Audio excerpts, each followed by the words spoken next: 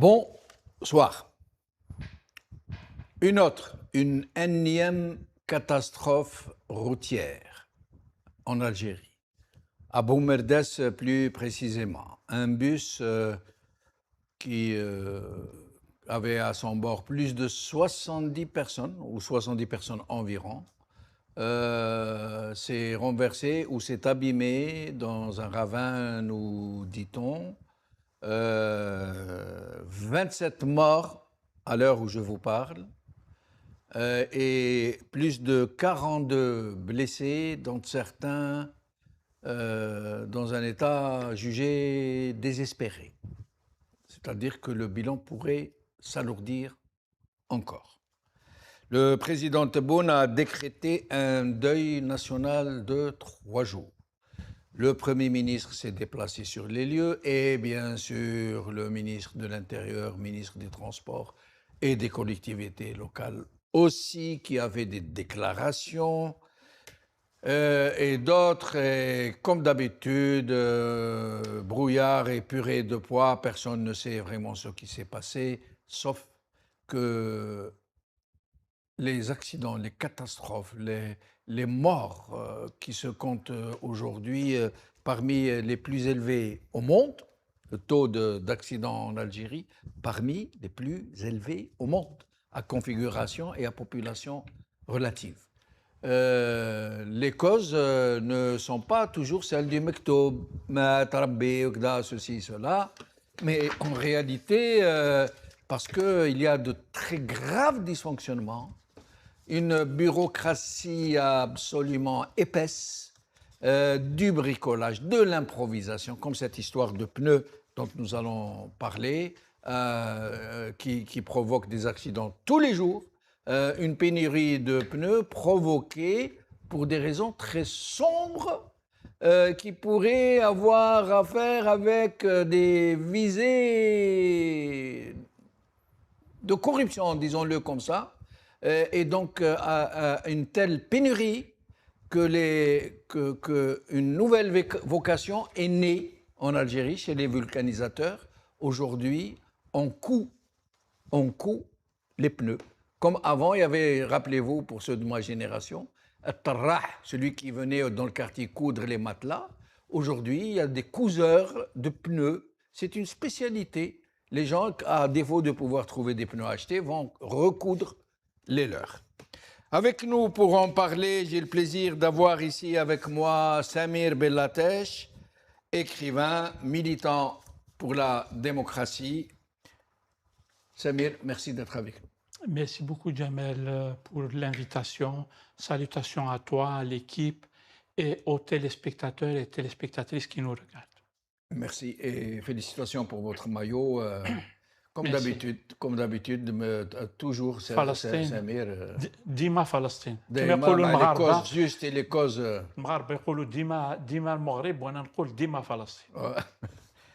Et tu as bien raison, mon cher ami, bien sûr, et comment. Alors, et avec nous, Rafiq Bouhlel, économiste, analyste politique. Rafiq Bouhlel, merci d'être des nôtres.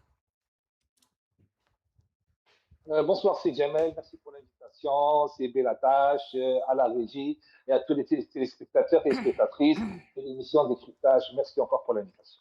Merci beaucoup. Alors, Samir Bellateche, nous allons d'abord voir une vidéo, celle du deuil national, et nous allons en parler.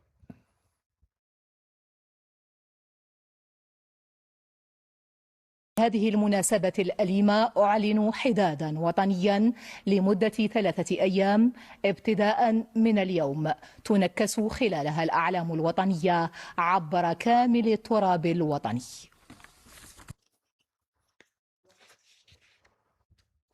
Alors, et nous allons aussi écouter Monsieur le ministre des Transports, de l'Intérieur plutôt, des Transports et des collectivités locales. Le Premier ministre d'abord, Monsieur Sifi.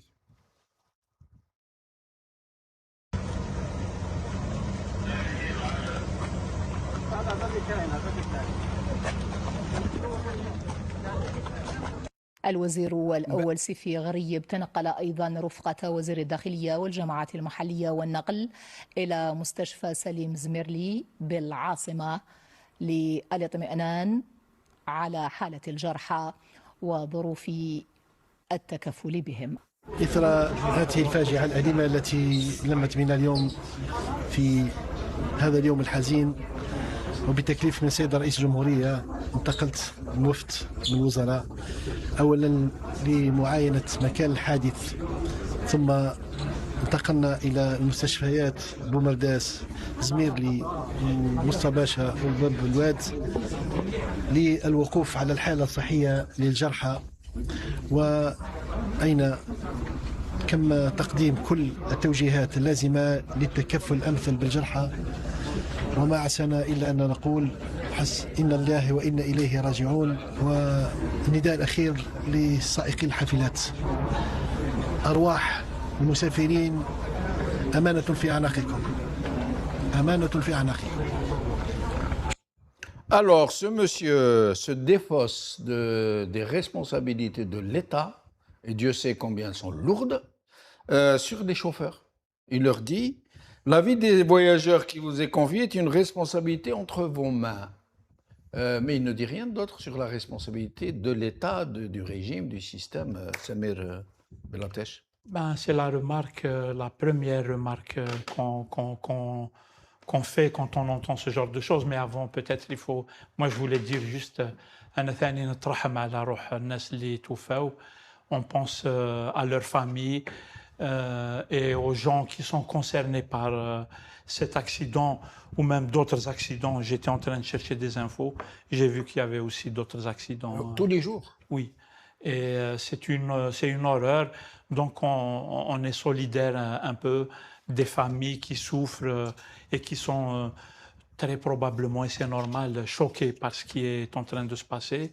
Ensuite, effectivement, c'est la première remarque qu'on fait quand on entend ça. On parle de la responsabilité, effectivement, à mon avis, de toute personne qui prend le volant. Il a une responsabilité parce qu'il va circuler sur une route où il engage sa vie, il engage la vie des gens qui sont dans sa voiture, mais il engage aussi la vie des gens qui sont sur la même route, en fait. Quand on fait une bêtise, des fois, toi, tu t'en sors vivant, et l'autre qui n'a rien fait, miskin, il meurt. Donc, c'est une responsabilité. Mais un Premier ministre qui dit ça, à mon avis, il me semble, on a l'habitude de suivre ce qui se passe dans le monde, en France notamment, mais pas que en France. On a l'habitude de suivre. Un responsable, il ne dira pas ça. Il va assumer les responsabilités du responsable public qu'il est. Il est aux responsabilités et il doit les assumer. Et s'il ne les assume pas, il sort de là, mais il est explosé par le quatrième pouvoir, par les journalistes et par la société civile, les associations qui vont le bombarder en lui disant « Et alors, est ta responsabilité ?» Chez nous, normal. Et donc, la première des choses, effectivement, c'est de lui dire « Et votre responsabilité, monsieur le responsable public, qu'en est-il de ce que vous avez fait sur beaucoup de sujets qui sont relatifs à la route et aux accidents, l'état des routes, l'état du parc automobile, la programmation, comme on le disait l'autre fois à propos des feux, des catastrophes naturelles, même en ce qui concerne la gestion du flux dans le pays, des voitures dans la route et tout, il y a aussi une programmation à faire, des calculs à faire, et ça, c'est de la responsabilité des responsables publics. Mais qu'est-ce que tu veux, on ne peut même pas les interpeller. Ils sont sur une autre planète, ils sont dans une bulle, ils ne savent pas ce qui se passe dans le monde, parce que quelqu'un comme ça, en France par exemple, on l'aurait dégagé, on ne lui donnerait même pas une boutique à gérer, tellement c'est irresponsable. Mais nous, on est soumis à ça malheureusement. Et au Mektoub? Sinon, on va dire c'est le Mektoub. C'est Dieu qui l'a voulu. On croit au Mektoub, nous on est des musulmans, on croit au Mektoub. Mais ma qaleksh, conduis ta voiture en état d'ivresse Et quand tu fais un accident, c'est le mektoub. ولا ما قالكش مي فان لامبورتاسيون دي بنو ولاو الناس يخيطوا في لي بنو تاعهم مي سي كون تو في ان اكسيدون ا ديفو دو بون بنو يقول لك مكتوب. Ben ouais, non, c'est malheureux.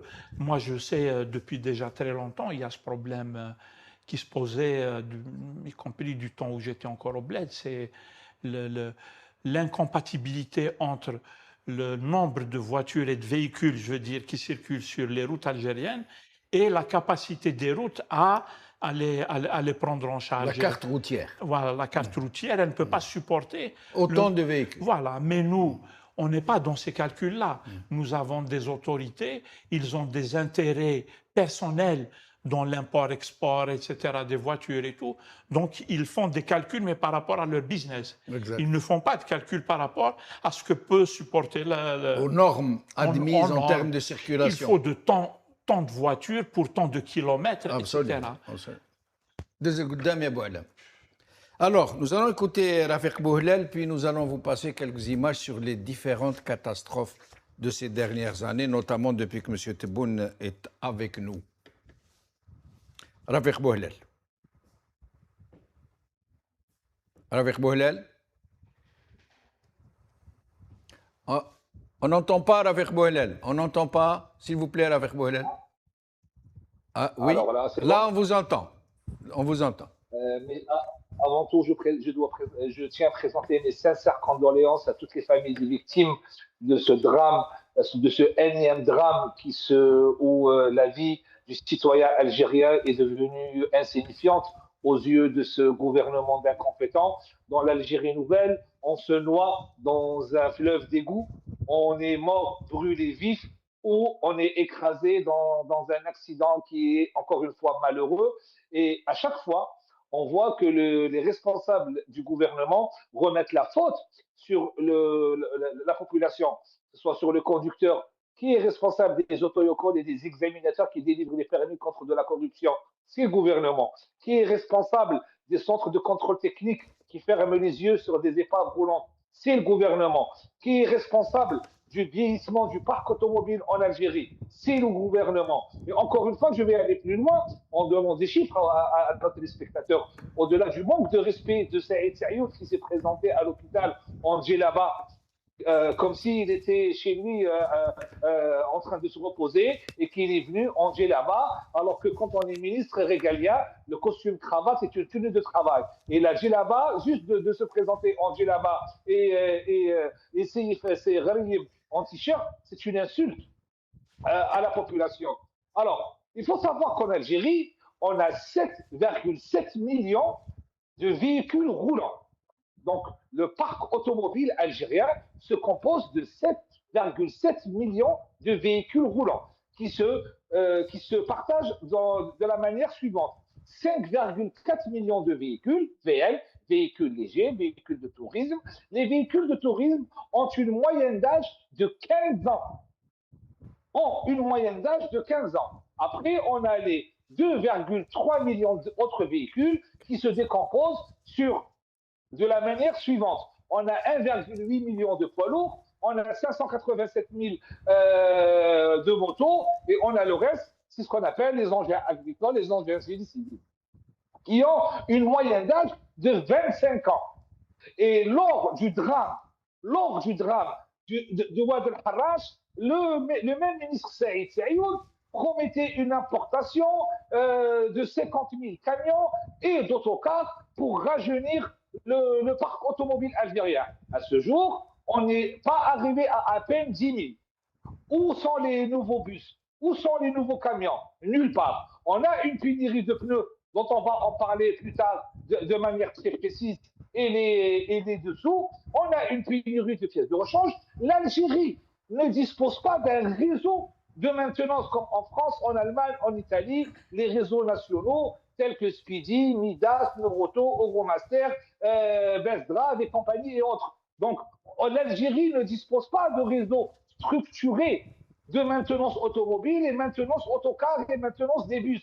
On n'a absolument aucune structure qui est capable de répondre aux besoins de la maintenance des véhicules déjà existants, avec toutes les pénuries, avec toutes les restrictions d'importation. Aujourd'hui, le premier responsable de tous ces drames ne sont pas le citoyen lambda, mais c'est le gouvernement qui, à travers ses politiques hasardeuses, cause des drames tous les jours et remet la faute sur le peuple algérien qui subit leur incompétence. Alors, d'abord, pour répondre à votre remarque sur la djellaba de Sayoud, ou du débrayé du Premier ministre, Sayoud, n'oubliez pas que nous sommes vendredi, journée de prière, et que Sayoud, pour nous montrer d'abord qu'il faisait la prière, et puis qu'il est accouru de la mosquée directement au lieu de l'accident. C'est de la communication. Il aurait pu se changer dans la voiture, par exemple. Mais non, il fallait qu'on le voie qu'il sortait de la mosquée en courant. Hein. Nous allons voir quelques images sur la série des dernières catastrophes routières qui se sont produites.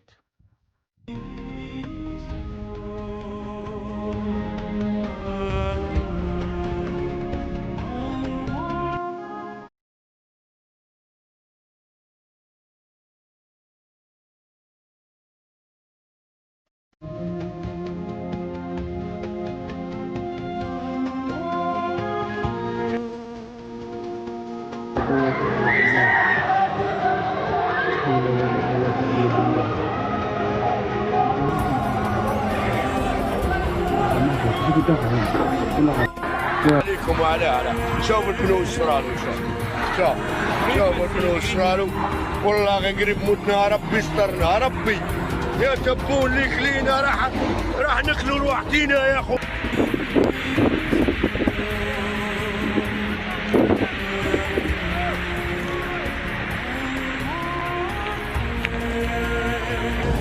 أرواح المسافرين أمانة في أعناقكم أمانة في أعناقكم أمانة في أعناقكم.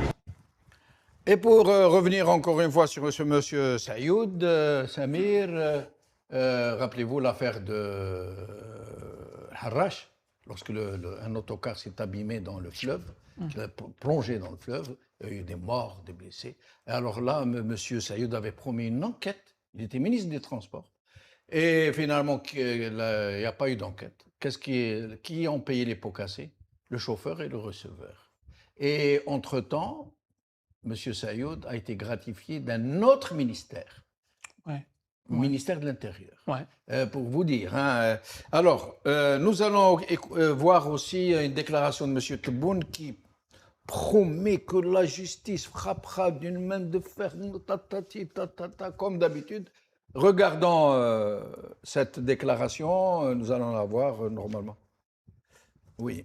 Alors, la justice frappera d'une main de fer sans la moindre indulgence après les investigations qui permettront d'élucider les circonstances de cet accident et je vous promets que ça va rester lettre morte comme toutes les autres promesses. Tu peux le promettre, oui. Voilà. Et M. Sifi a déjà désigné les coupables, c'est les chauffeurs. D'accord. Alors, Samir, c'est quoi cette impéritie? C'est quoi? Vous avez entendu les chiffres donnés par... C'est du vent. C'est incroyable. Remplir le vide avec le vide. Non, mais c'est pire. Parce qu'ils importent des voitures parce que ça rapporte. À qui ça rapporte l'importation des voitures? Toutes les boîtes qui importent des voitures, qui les vendent au bon peuple, appartiennent aux barons du régime, leur parentèle, leur clientèle, leurs amis, leurs prête-noms, etc.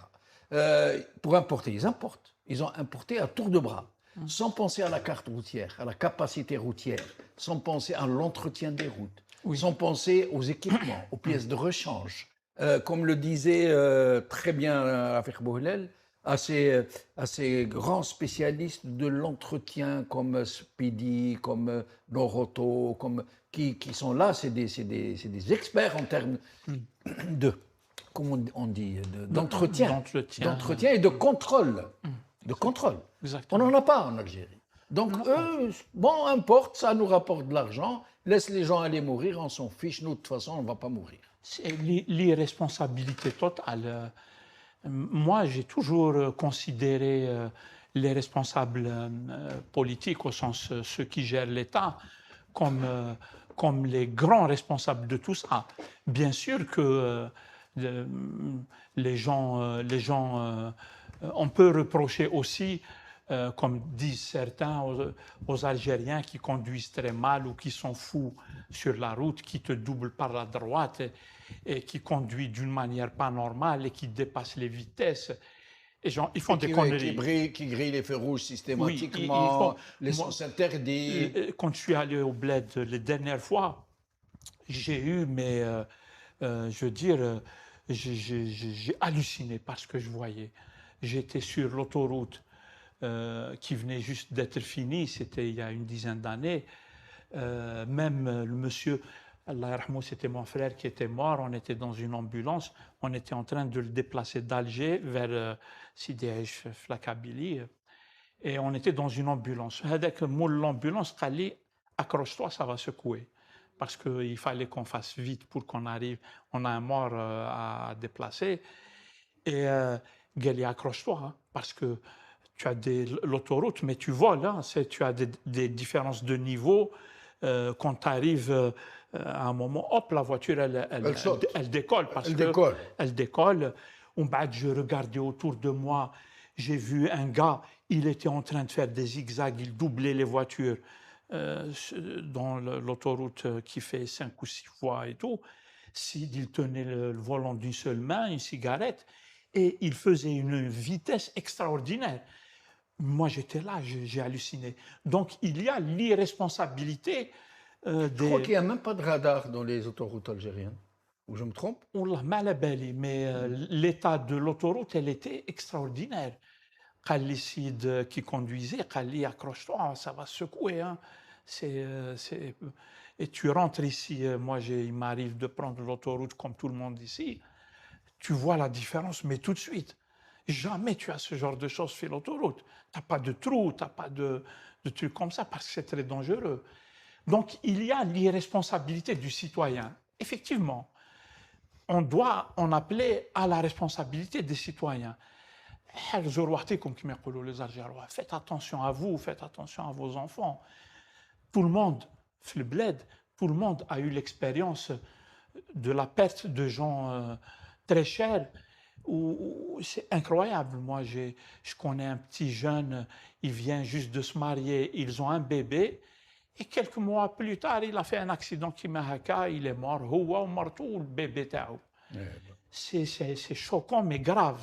Les morts, ça se compte par... Mais Samir, quand on appelle, comme vous êtes en train de le faire, à de l'ordre, à de la vigilance, au respect des lois, mais ce que vous êtes en train de demander, ce n'est pas le cas du tout, mais pas seulement dans la circulation, dans tout ce qui est entrepris en Algérie. Absolument. Dans le commerce, dans la police, dans la justice. Je suis lent un peu à expliquer mon idée, mais à quoi je voulais en venir, c'est que, c'est-à-dire, les premiers responsables, ce sont les responsables de l'État, les responsables publics. Oui. Parce que c'est un ruissellement, la responsabilité, le sérieux. Si tu as les gens qui sont au-dessus, ce sont des gens sérieux. Oui. Quand il y a un problème, ils prennent les décisions. Mais ce qu'on vient de lire là sur la déclaration qu'on va faire ceci, qu'on va faire cela et tout, alors que rien n'est fait. Des mots, des slogans creux. Oui, de il remplit le vide avec le vide. Oui. Quand tu as des responsables qui ne sont pas responsables ou qui sont irresponsables, qui ne sont pas sérieux. Il y a un ruissellement aussi. Exactement. Après, la société, elle devient incontrôlable. Absolument. Sur 5 ans, ça commence à partir en vrille. Sur 10 ans, 15 ans, 20 ans, il n'y a plus d'État, il n'y a plus de système, il n'y a plus de méritocratie. Voilà. Ça donne ce qu'on voit dans les routes, les gens qui doublent par la droite, la folie furieuse des gens. Ils se bagarrent à coups de massue au moindre petit truc qui ouvre la voiture, et j'en passe des meilleurs. Les agressions, je t'en parle même pas. Il y a des gangs maintenant, partout dans les villes algériennes. Ils t'arrêtent Mais Samir, moi un jour, un journaliste français, un confrère, on parlait comme ça, lui et moi, à titre privé. Je lui ai parlé de mon pays. Il m'a dit, tu sais, vous ne servez pas votre cause, très franchement. Je lui ai dit, comment ça? Il me dit, parce que vous êtes en train de tellement exagérer que personne ne vous croit. Comment ça, j'exagère? Quel est ce que vous dites? C'est pas possible. Ça ne peut pas être comme ça. Je lui dis, et pourtant. Et lui, il était très sérieux. Par exemple, quand on lui dit l'économie, est-ce que vous savez que l'économie algérienne est à 70% informelle, qui ne paye pas d'impôts, qui ne passe pas par les banques, les gens cassent les sacs à la cave. Est-ce que vous savez que les gens aujourd'hui ont tellement d'argent qu'ils ne comptent plus, même avec des machines à compter. Ils pèsent l'argent. Il sait par exemple qu'un quintal de billets de 100 dinars, il y a telle somme, à quelques billets près. Je lui ai raconté ces choses-là, il me dit non, vous exagérez, ce n'est pas possible. Un État ne peut pas exister comme ça. Et pourtant, c'est ce que vivent les Algériens, pas que les Algériens. Le monde entier est en train de commenter les images un peu chocs là, de ce qu'on vient de voir à Ceuta et Melilla au Maroc. Oui. Tu as vu comment tu ouvres les portes, mais tout le monde va partir. Et c'est pas 60 000 personnes d'un coup, à peu près, c'est incroyable, c'est historique. Et nos amis africains qui traversent les déserts les plus arides au monde, ils les traversent avec femmes et enfants. Une bonne partie d'entre eux, ils meurent en route parce qu'ils veulent partir, parce que ça se passe très très mal dans nos pays. Ah oui. Ce n'est pas une vue de l'esprit, peut-être qu'il nous arrive d'exagérer déjà qu'on est un peu méditerranéen, maghrébin. Quand on explique les choses, on en rajoute. Nous, quand ça fait ça, nous on dit que ça fait ça. On a cette façon-là qui est un peu dans notre culture ou notre façon d'être et tout. Mais en réalité, on exagère à peine. Moi, je crois qu'on n'exagère pas du tout. Au contraire, nous-mêmes, on n'y croit pas. On se dit non, je ne vais pas dire la vérité comme elle est parce que personne ne va me croire. Oui, c'est trop, c'est trop et tout. Mais mon frère, on en parle comme ça. Pardon, on en parle comme ça. Tu circules sur le Facebook algérien. Le Khawad, mais il te montre de ces choses qui ne sont pas du tout de l'intelligence artificielle. Absolument. Et tout le monde croit que c'est de l'intelligence artificielle. Il n'y a que l'intelligence artificielle qui peut inventer un truc aussi fou. Oui. Par exemple, quelqu'un qui prend l'autoroute à sens inverse. Oui. Et c'est un camion. Oui. Et dans la majorité des cas, ça crée des accidents. Et tous ceux qui ne connaissent pas l'Algérie, qu'est-ce qu'ils te disent? Ils te disent c'est de l'intelligence artificielle. C'est incroyable en fait. Les racistes, ils vont te dire regarde-moi, c'est débile mentaux, etc. Et il se passe des choses incroyables. Les gens, il est dans sa voiture, il prend son téléphone parce qu'il filme le pneu du bus qu'il y a juste devant lui. Le pneu, il a une bosse comme ça, c'est-à-dire le pneu est sur le point d'exploser. Il a un abcès, comme il dit. Un abcès, voilà. Et il le filme, il te dit, El-Khawa, regarde, nous sommes à 80 km/h. Le gars, il peut se renverser à tout moment. Il le filme devant. Et tu as des tonnes de choses comme ça. Mais bon, encore une fois, il faut en appeler à la responsabilité citoyenne. C'est très important. C'est notre rôle, je pense. Tous, nous sommes tenus de faire attention. Nous sommes obligés de faire attention parce qu'il y a des vies humaines. Mskin Salim de Maghrébia, il est parti au bled avec son petit. Il a laissé il est mort dans les genoux de un camion qui les a. C'est une horreur absolue. Ça ne doit pas se produire. Absolument. Ça ne doit pas se produire. Mais c'est la responsabilité des responsables politiques, si on peut les appeler ainsi. Rafiq Boulel, avant de vous poser la question sur cette histoire de pneus, que vous semblez bien maîtriser, j'aimerais vous poser une autre question. Vous qui êtes un peu dans l'opposition, pas qu'un peu, qui êtes beaucoup dans l'opposition, dans la dénonciation de la gabegie, de la corruption, si vous vous amusez à raconter à vos amis ou à vos confrères français qui vivent là, ou anglais ou américains, si vous vous amusez à leur dire, par exemple, est-ce que vous savez que l'économie informelle en Algérie est entre 60 à 70% informelle, qu'elle ne passe ni par les impôts, ni par la banque, ni... c'est... La masse monétaire qui circule. Rafiq Boulel n'est pas avec nous? Alors, j'espère qu'il ne va pas tarder à nous rejoindre. La masse monétaire est énorme. Je lisais les comptes rendus d'un monsieur que j'aime bien. On était étudiants ensemble à Alger en économie. Maintenant, il est enseignant à Tizi Ouzou. Il a écrit un livre sur Je ne l'ai pas lu, malheureusement, il n'est pas disponible ici pour le moment. Et il parle de l'informel. Et je lisais les comptes rendus du livre où il parle des masses monétaires qui ne passent pas par le circuit officiel. Ah oui, ah oui, oui. Et c'est la même Ils chose. ne payent pas d'impôts. C'est très grave. Ils ne déclarent pas les employés. Un manque à gagner. Ils ne déclarent pas leurs extraordinaire. employés. Absolument. Et puis l'argent qui ne passe pas par Les circuits les bancaires. circuits officiels. Qui ne passent pas par l'État, par l'impôt, par les réseaux de Absolument. l'impôt. Et on ne peut pas le contrôler. On ne peut pas, et on peut même pas savoir le quantifier. Le quantifier ni d'où il vient. Absolument. C'est-à-dire que tu peux faire 5 milliards de chiffre d'affaires de vente de drogue. Oui. C'est exactement comme si tu faisais 5 milliards de chiffre d'affaires de vente de blé. Hein. Oui. Il n'y a pas de différence puisque ça ne passe pas par les circuits officiels. Et ben voilà, ça c'est notre pays. Et dans un système, Samir, vous savez que la plupart des États occidentaux reposent sur un principe très simple. Quand vous achetez une maison ou une bague en diamant ou que vous installez une piscine, les impôts viennent vous voir, ils vous disent d'où tiens-tu cela? Direct. Vous devez justifier la Direct. provenance de votre argent. Direct. Mais vous n'y échappez pas, vous n'y Jamais coupez pas. tu peux échapper. Alors chez nous, il y a des gens, par exemple, vous prenez des magistrats. Le magistrat, il a un salaire et il habite dans une villa que son salaire de 200 ans ne pourrait pas lui offrir. Mais personne ne va lui voir lui dire d'où tiens-tu cela? Ils ont, leurs enfants ont des voitures. Les prix sont, tu le vois même pas dans des livres d'histoire, dans des romans fiction. Des Lamborghini, les chiffres en milliards de dinars, Oui. c'est extraordinaire et personne ne leur Personne ne pose pose la question. Oui. Et il te dit d'où là, c'est un Et État. il tourne avec Alger ou Fibnaknoun, etc. Mais il va faire comme ça. Il va faire le beau, il va il va rouler impressionner carrosse, les comme on gens, dit. etc. Et ça passe. Est-ce que Rafiq est avec nous? Est-ce que Rafiq?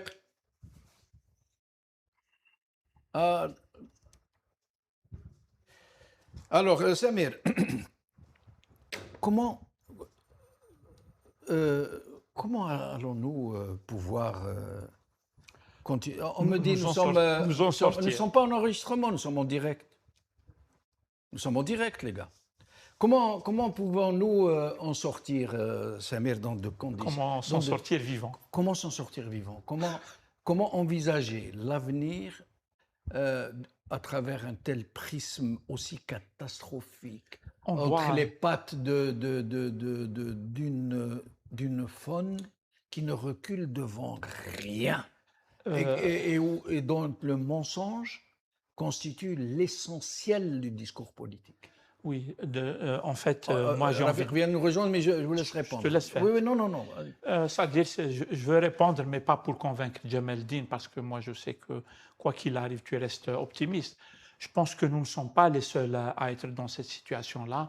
J'ai écouté ce matin 15 minutes d'une intervention de Monsef El-Marzouqi, l'ancien président tunisien, qui décrit l'état catastrophique dans lequel se trouve la Tunisie. Je me dis, regarde, nous sommes confrontés à des pouvoirs qui ont mis nos pays à feu et à sang, entre guillemets, pour le dire comme ça. Ou du moins à genoux. À genoux, ou sens dessus-dessous. Tu vois, c'est la taga, la montagne, le Jazairien. Nous ne sommes pas les seuls. Je pense qu'il n'y a pas d'autre solution. La solution, elle est politique. On doit remettre le pays sur les rails. D'abord, installer un pouvoir qui est légitime et réellement démocratique. Et comment? On en parlera à l'occasion d'autres émissions. Alors, Rafiq Bouhelel, nous vous avons perdu, nous vous avons retrouvé. Vous êtes avec nous? Oui, je suis avec vous. Désolé, bien. c'était un problème de connexion. Très bien. Alors, Rafiq Bouhelel, avant de vous poser une question sur les pneus que vous semblez bien maîtriser, une question, vraiment une question qui m'interpelle. Je suis curieux de vous la poser. Lorsque vous discutez avec vos amis, vos confrères, les gens qui connaissent un peu ces milieux-là, par exemple, vous allez leur raconter qu'en Algérie, dans chaque ville, il y a un quartier qu'on appelle Square.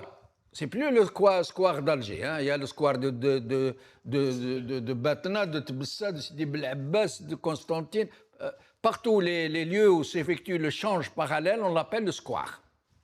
Si vous leur dites qu'il y a un taux parallèle, c'est le vrai taux en vérité, qui fonctionne normalement, clandestin, il n'est jamais saisi, il agit en plein jour, en face de commissariat, dans la rue, à l'intérieur de voitures où s'échangent des millions de dollars, d'euros, la monnaie que vous voulez.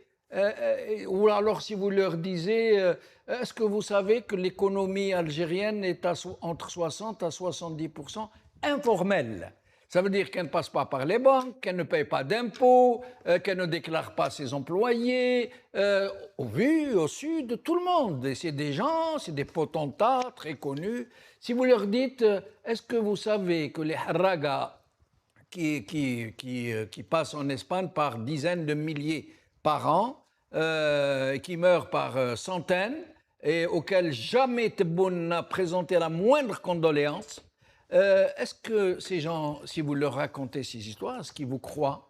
Est-ce qu'ils ne vous disent pas, oh, mais il faut arrêter d'exagérer, ça ne peut pas être comme ça, c'est pas possible? Alors, honnêtement, dans les rencontres économiques que je fais d'un certain niveau, où je croise des chefs d'entreprise, des investisseurs, etc., honnêtement, je vais être, malheureusement, parce que c'est mon pays, l'Algérie, ils sont effarés.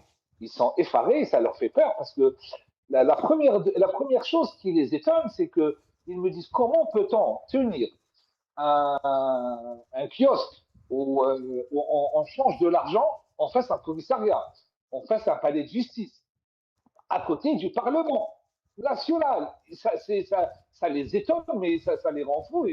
C'est pas possible qu'une personne tienne une liasse de billets en euros, en dinars, en dollars et en pounds devant les autorités qui sont censées combattre ce marché parallèle. C'est parce que les autorités elles-mêmes protègent ce marché parallèle et qui l'alimente à travers la surfacturation, à travers la sous-facturation, à travers la corruption et qui est issue des marchés publics et qui est injectée dans ce marché parallèle. Souvent, quand on fait des événements à caractère économique de haut niveau, où je suis invité, où je croise mes collègues français, franco-français, qui me disent malheureusement, on ne peut pas venir en Algérie vu que en 5 ans, il y avait 522 entreprises françaises en Algérie, il y a aujourd'hui à peine 400. 122 entreprises françaises ont quitté le pays. Et quand on connaît le nombre d'entreprises françaises qui ne peuvent pas parler publiquement et qui souffrent des blocages, du nombre de blocages de leur paiement, où ils sont forcés à vouloir payer de la corruption en euros, bien sûr, parce que les dinars n'intéressent pas les dirigeants. C'est une catastrophe. Et quand ils m'entendent sur les plateaux télé et que je montre parfois des documents extrêmement confidentiels, ils sont choqués. Ils me disent, mais ce n'est pas possible qu'un régime puisse être aussi incompétent et corrompu au point où même leurs propres entreprises qui appartiennent à leurs enfants et à leurs prête-noms ne peuvent pas se développer plus par rapport au blocage qu'ils appliquent eux-mêmes pour la population. Pour vous dire le niveau de nos dirigeants algériens et comment on est perçu par les étrangers. Et surtout, la peur, ils me disent c'est pas possible.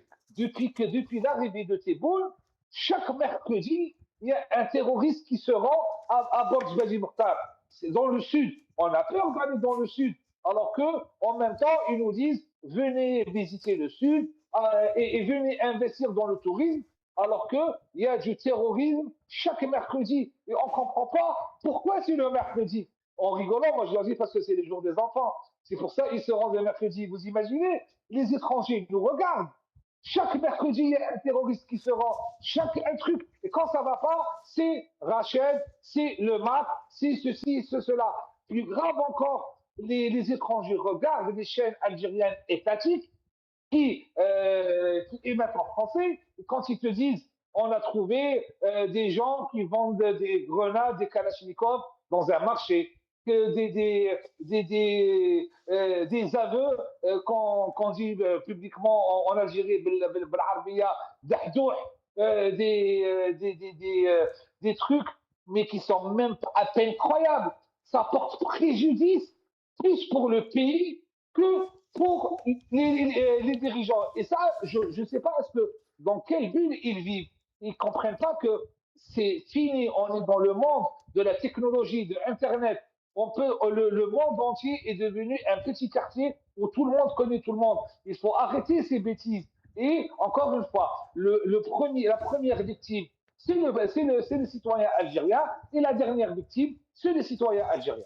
Et justement, au sujet de ces pneus qui aujourd'hui sont en pénurie, mais alors extraordinaire au point où les gens maintenant recousent ou cousent leurs pneus, qu'une nouvelle vocation est née chez les vulcanisateurs qui vous proposent de recoudre votre pneu. Il y a des méthodes qu'ils ont inventées. Ils vous mettent une plaque de caoutchouc en dessous, et ils cousent avec de grosses aiguilles de matelassier, et ils vous redonnent un pneu qui vous garantit, par exemple, pour 80 km, pour 100 km. Alors, qu'est-ce que c'est que cette histoire de pneus, Rafiq Bohlel? En 2018, quand j'étais en Algérie, dans le cadre d'un partenariat public-privé, PPP, où j'ai envoyé des documents confidentiels à votre rédaction, pour comme ça qu'il n'y ait pas de diffamation, de mensonges. Et je mets au défi, bien sûr, Abdelmajid Tebboune, Mohamed Argal, ministre de l'Énergie, son appareil et Naftal, de me démentir et de porter plainte pour diffamation. Néanmoins, en 2018, dans un cadre PPP, avec mon entreprise Carbon Green, j'ai préparé et j'avais déjà mis en place un programme national pour la création d'un réseau de centres pneumatiques dans les stations essence dites centre-ville et dans les villes et dans les centres-villes pour la distribution des pneumatiques Iris. Le projet s'appelait Tire Green, donc Tire pour les pneumatiques, Green pour vert, et à travers ce réseau de 350 centres, on allait créer 1500 emplois. C'est de manière à ce qu'on met en place des réseaux structurés, comme ça se fait à l'étranger. Il faut savoir que la règle de manière internationale, c'est que les manufacturiers des pneumatiques disposent eux-mêmes de leur réseau de distribution. Comme par exemple, Michelin dispose de son réseau de distribution qui s'appelle Euromaster, Continental dispose de son réseau qui s'appelle Best Drive, Bridgestone, le fabricant japonais, dispose de son réseau qui s'appelle First of Aid, et etc., etc., etc. Donc, les usines fabriquent et ils ont des réseaux de distribution qui génèrent entre 500 jusqu'à 2 à 3 milliards d'euros de chiffre d'affaires uniquement dans la maintenance des véhicules et la distribution des pneumatiques. J'ai préparé le projet de A à Z, les formations, la standardisation des méthodologies de travail. Après, quand on crée un réseau de pneumatiques, il va y avoir des réseaux aussi de traitement des déchets de pneumatiques, des réseaux de production de filtres à huile, filtres à air et filtres à carburant en Algérie qui vont s'implanter dessus, la distribution des huiles et de fournir de la haute qualité pour éviter ce que souffre le citoyen algérien, à savoir des pièces contrefaites et des huiles contrefaites. Malheureusement, le projet allait aboutir à travers un contrat qui est entre vos mains, le partenariat public-privé, mais malheureusement, j'ai refusé de le signer parce qu'on m'a demandé de la corruption, que j'ai dénoncé et qui m'a coûté aujourd'hui mon exil depuis 6 ans que je suis exilé d'Algérie. J'ai perdu plusieurs dizaines de millions d'euros en Algérie, et cela tout simplement parce que en 2022, qu'est-ce qu'ils ont fait? La SPA Naftal, elle a pris l'exclusivité et ça a été annoncé à la télévision à travers le PDG de la SPA Naftal, à l'époque Mourad Menouar, en présence de Toufik Hakar, le PDG de Sonatrach, en présence de Saïd Sayoud. Et les vidéos sont disponibles, tout le monde peut les voir. Qu'est-ce qu'elle a fait la SPA Naftal? La SPA Naftal a pris l'exclusivité de la distribution des pneumatiques de Iris, à savoir Iris produit 3,8 millions de pneus, ce qui n'est pas négligeable. Mais la SPA Naftal disposait à l'époque en 2022 de 51 centres de distribution. Donc vous achetez vos pneus comme vous achetez votre baguette, emporté. Il n'y a aucune plus-value, première des choses. Deuxième des choses, puisque les 51 centres de distribution pneumatique appartiennent à Naftal, ils ferment les vannes de manière à ce que les prix augmentent et toutes les demandes de distributeurs indépendants qui veulent se greffer au réseau pour pouvoir distribuer les pneus doivent verser des pots de vin. Ces pots de vin génèrent entre 5 et 10 millions d'euros de pots de vin par an qui se partagent avec les dirigeants de la SPA Naftal, dont des franco-algériens à la tête de cette entreprise publique, avec des juges, avec les généraux et les colonels des services secrets qui protègent toute cette mafia qui est institutionnalisée et que personne n'arrive à y toucher, notamment la justice qui la protège de manière ouverte. Donc, vous avez quelques généraux, quelques juges, quelques procureurs, le ministre de l'énergie, Mohamed Arbeb, je cite le nom, Abdelmajid Tebboune, le président de la République, c'est quelques personnes qui protègent ce système de corruption qui génère entre 10 et 15 millions d'euros de pots de vin par an au détriment de 500 millions d'euros de chiffre d'affaires et au détriment de milliers d'emplois créés et au détriment de la vie de citoyens algériens. Donc, chaque Algérien qui a un accident de voiture à cause des pneus, c'est Tebboune.